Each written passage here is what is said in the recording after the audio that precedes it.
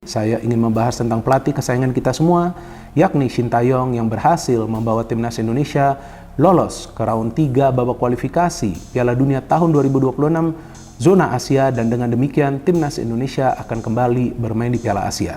Artinya Shin Tae-yong merupakan pelatih pertama yang berhasil membawa timnas Indonesia lolos ke Piala Asia 2 kali secara berturut-turut, itu pun melalui jalur kualifikasi. Walaupun memang timnas kita masih sulit untuk bisa bersaing di level Asia ya teman-teman, tapi timnas kita punya potensi bukan saja untuk bersaing di level Asia, tapi juga untuk menjadi macan Asia teman-teman. Nah, mungkin teman-teman akan bingung atau juga ketawa, kok Bung Binder ngomongnya seperti ini. Ya, saya mengatakan ini secara jujur. Dari segi permainan, timnas kita sekarang sudah bermain seperti tim Eropa, luar biasa. Cuma memang konsistensi yang harus dijaga. Dan juga mental yang harus lebih kuat lagi. Dan jangan lupa juga loh, timnas Indonesia adalah satu-satunya wakil dari kawasan ASEAN yang akan bermain di round 3 babak kualifikasi Piala Dunia tahun 2026. Ini sekarang Indonesia sudah mulai bersaing untuk bisa lolos ke Piala Dunia. Gila kan? Saya sendiri tidak pernah membayangkan ini akan terjadi teman-teman. Tapi Shin Tae-yong membuktikan ucapannya ketika sebelumnya dia pernah mengatakan bahwa timnas Indonesia kita punya potensi untuk bersaing di level Asia. Walaupun memang masih membutuhkan waktu untuk bisa mendapatkan prestasi, masih butuh waktu kita.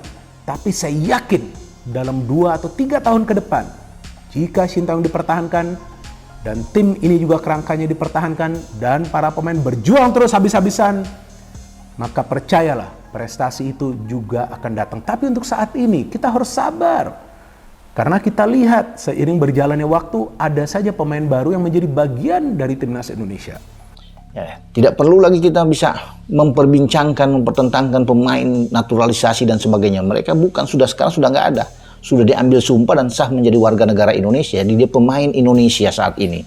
Jadi kita melupakan itu yang bicara-bicara yang agak lain dengan seorang Jai Ises dan kawan-kawan, ya, termasuk Tom Hae sang pahlawan yang membuka keran gol pertama ke gawang Filipina. Nah, dan selain Jai Ises tentunya, ketika saya memberikan dia sebagai julukan sang jenderal, itu Tom Hae juga sang profesor. Ya, itu sudah lebih dulu kita tahu bersama dengan bagaimana dia dijuluki. Bermain juga sangat tenang, sama seperti Jai. Pemain-pemain yang sangat berpengalaman ini begitu dingin, tenang, memberikan kesejukan dalam tim. Dan kita butuh sosok seperti Tom Hae ini. Ya.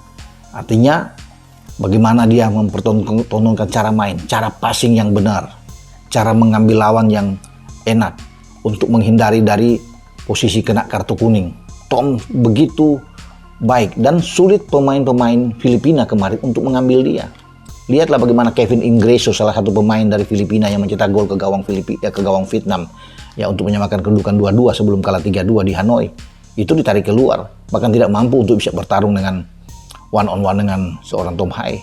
Dan kita punya 2 sosok yang sang pemimpin yang bagus dalam tim. Ya, jadi memang tidak salah untuk mengambil mereka. 2 pemain ini yang juga diandalkan oleh klub masing-masing, karena kita tahu bersama Tom Hae ini adalah pemain yang sangat diandalkan di lini tengah, lini paling krusial di Heerenveen sebelum dia berpisah dan memilih akan pindah ke klub lain.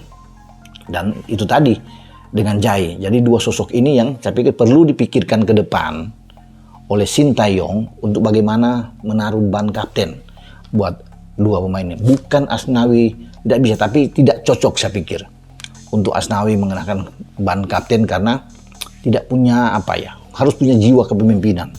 Ya, seorang berwibawa di dalam tim, disegani di dalam tim, ya. Dan lihat cara mereka bermain. Itulah seorang pemimpin dan kita sangat membutuhkan ini. Dan saya pikir pantas ya kalau mulai berpikir lagi ke depan untuk di putaran berikut bagaimana memilih sosok kapten yang tepat. Dan itu ada di Jai dan Tom. Dan kita lihat tanpa Jordi dia bermain dengan sangat bagus. Kita selebrasi dulu dong. Indonesia akhirnya tembus ya coach ke ronde ketiga Piala Dunia. Keren dong musinya dong. Keren banget. Gue bingung aja ada orang nggak happy coach. Gue juga nggak ngerti. Iyalah, gila Gue lu. nggak ngerti kenapa. Bahkan banyak temen-temen gue yang di Belanda yang fans FC Utrecht lah, yang kenal beberapa pemain Shane, masih selamat. si Ivar, ya kasih selamat, bilang keren mainnya Belanda. Temen gue Belanda yang di Indonesia juga bilang luar biasa pencapaian ini. Gue nggak ngerti juga. Lu kalau tapi itu kan minoritas, sangat kecil. iya, tapi paling mengganggu 1%. lah. Lo kalau orang biasa nggak apa-apa Iya lah. sih. Kalau lo public figure gitu yang ditonton orang, menurut gue sih ini kita bicara kepantasan tentang nasionalisme. Lu boleh nggak setuju dengan Plate, lu nggak boleh nggak setuju dengan Erick Thohir atau siapa. Betul. Tapi kalau Indonesia ngegolin, happy dong. Iya. Indonesia itu menang, timnas, happy itu dong. Itu merah putih, itu Garuda yang menang. Betul. Lu mau lu apa gitu? Iya. Dengan kalimat kayak menang Piala Dunia aja, ya Allah. Gak mungkin lah kita. Gue sepanatik-fanatiknya, gue pastikan gak mungkin lah Indonesia menang Piala Dunia. Bener nggak? Iya.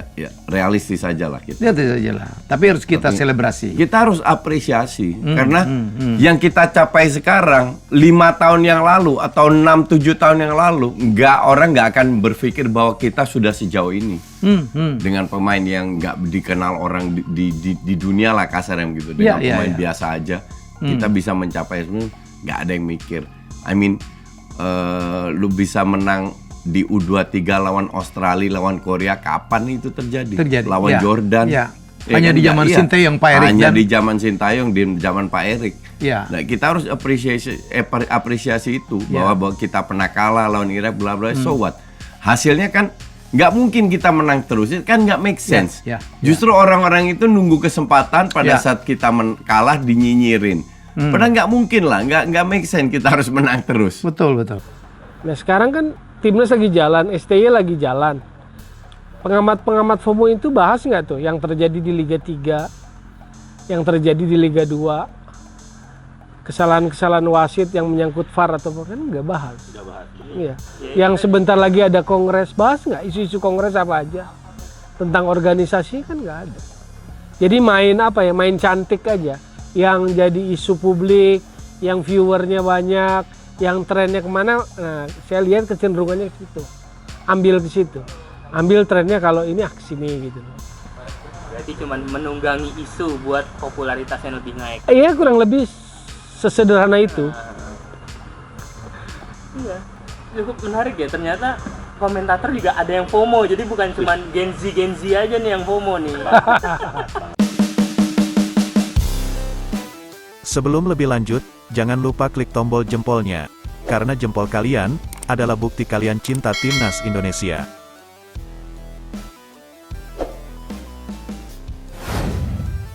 Sadar bakal masuk grup neraka, Sintayong berharap Timnas Indonesia diberi keuntungan di putaran 3. Pelatih Timnas Indonesia, Sintayong, berharap keberuntungan diberikan kepada tim asuhannya di putaran 3 kualifikasi Piala Dunia 2026 dari ancaman grup neraka.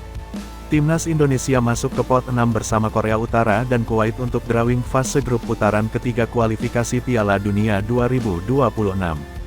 Putaran ketiga babak kualifikasi nanti dibagi menjadi 3 grup, A, B dan C, masing-masing grup nantinya bakal diisi 6 tim.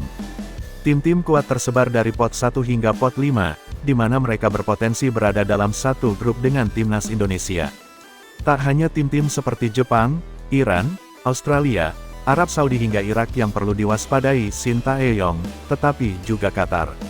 Tuan rumah Piala Dunia 2022 dan Piala Asia 2023 itu juga berpotensi menjadi lawan skuad Garuda di putaran ketiga nanti.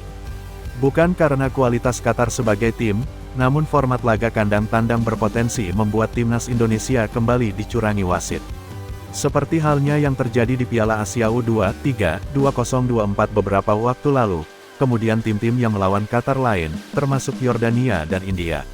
Bak mengurai benang kusut saat melihat kans Timnas Indonesia di putaran ketiga, Sintayong pun menyadari hal tersebut.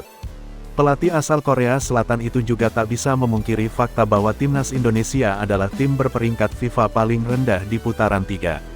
Karena itu, dibutuhkan sebuah keberuntungan selain kerja keras para pemain dan seluruh tim dalam mengarungi babak selanjutnya di kualifikasi Piala Dunia 2026. Faktanya, peringkat FIFA Indonesia adalah yang terendah di antara 18 negara yang lolos ke putaran ketiga, ucap Sintayong. Anda harus berharap keberuntungan untuk bisa melaju ke putaran final Piala Dunia, imbuhnya. Kans timnas Indonesia lolos dari putaran ketiga sebagai juara atau runner-up grup memang sangat tipis, bahkan lebih tipis dari tisu. Karena itu, Shin Tae-yong menargetkan timnas Indonesia untuk bisa berakhir di peringkat ketiga atau 4 klasemen akhir grup putaran ketiga nanti.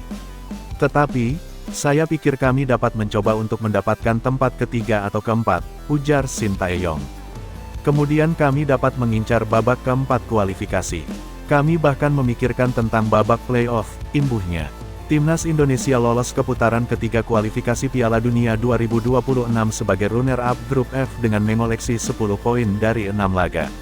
Skuad Garuda berada di bawah Irak yang berhasil menyapu bersih 6 laga putaran kedua kualifikasi dengan kemenangan. Sementara itu, peringkat ketiga dan keempat grup F diisi Vietnam dan Filipina, tetangga berisik timnas Indonesia yang gagal lolos. Timnas Indonesia juga menjadi satu-satunya wakil Asia Tenggara di putaran ketiga kualifikasi Piala Dunia 2026. Malaysia gagal lolos, Thailand yang notabene langganan juara Piala AFF pun tak berdaya menembus putaran ketiga. Berita selanjutnya, Oki Rengga, bongkar keadaan Bung Towel usai kena lempar netizen. Tak mudah menjadi seorang pengamat sepak bola seperti Tommy Welly alias Bung Towel. Namanya kian buruk, tak diterima hati supporter timnas Indonesia. Kejadian tak terpuji dialami kala Bung Towel menjadi pengisi acara nonton bareng timnas Indonesia melawan Filipina di kawasan Jakarta Timur pada tanggal 11 Juni tahun 2024 lalu. Di acara tersebut Bung Towel menjadi komentator, mengamati performa Marcelino Ferdinand DKK ketika menang 2-0 atas Filipina. Berada satu panggung dengan Bung Towel, Oki Rengga menjadi saksi brutalnya pengunjung nobar timnas Indonesia kala itu. Selesai pertandingan kita udah menang, kita merayakan, di atas panggung, penonton mulai nggak kekontrol, kata Oki Rengga, dikutip Jumat, tanggal 14 Juni tahun 2024. Disebutkan ketika pertandingan selesai, Bung Towel memberikan komentarnya atas kemenangan anak asuhan Shin Tae-yong itu. Dari video yang beredar di media sosial, Bung Towel terdengar memuji performa skuad Garuda. Namun, kata Oki Rengga, Bung Towel mendapat caci maki dari supporter timnas Indonesia. Suasana tersebut membuat venue nobar timnas Indonesia semakin panas. Oki Rengga mengaku mencoba menenangkan pengunjung. Awalnya maki-maki Bung Towel, ya aku tenangkan, lah. Ya udah, lah, ngapain maki-maki. Toh, kita udah menang, kata Oki Rengga. Namun reaksi supporter timnas jauh lebih anarkis. Oki Rengga dituding membela Bung Towel. Padahal, tak bisa dipungkiri, Oki Rengga sendiri pun mengaku tak menyukai sikap dan kritik pedas Bung Towel kepada timnas.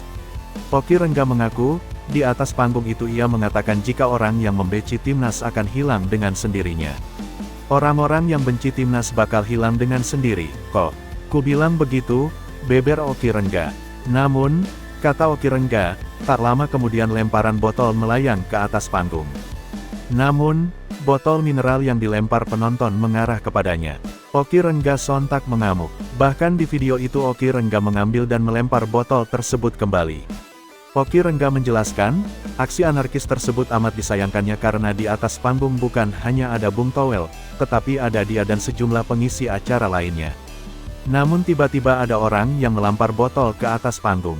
Maksudku, kan, nggak cuma ada dia, ada aku, ada Noella, ada Om Erwin, cetus Oki Rengga.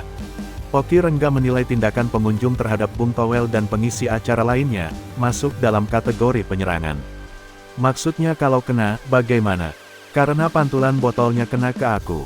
Siapa yang nggak marah? Lagi ngomong tiba-tiba dilempar botol.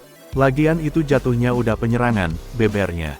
Oki Rengga mewanti-anti jika Bung Towel yang kena dilempar botol oleh oknum supporter, bisa saja kasusnya bisa dibawa ke ranah hukum. Dia juga kesal banyak pengunjung yang menyalahkan dirinya kenapa mau satu panggung dengan Bung Towel di acara itu. Ia menegaskan, karena sudah menjadi tuntutan pekerjaan, ia tak bisa mengelak. Namun sudah berjanji jika aksi panggungnya itu untuk terakhirnya bersama Bung Towel. Kalau makian atau segala macam, itu hakmu, nggak apa-apa. Terus dibilang, makanya nggak usah sepanggung. Nggak mau, nggak ada yang mau sepanggung dengan Bung Towel.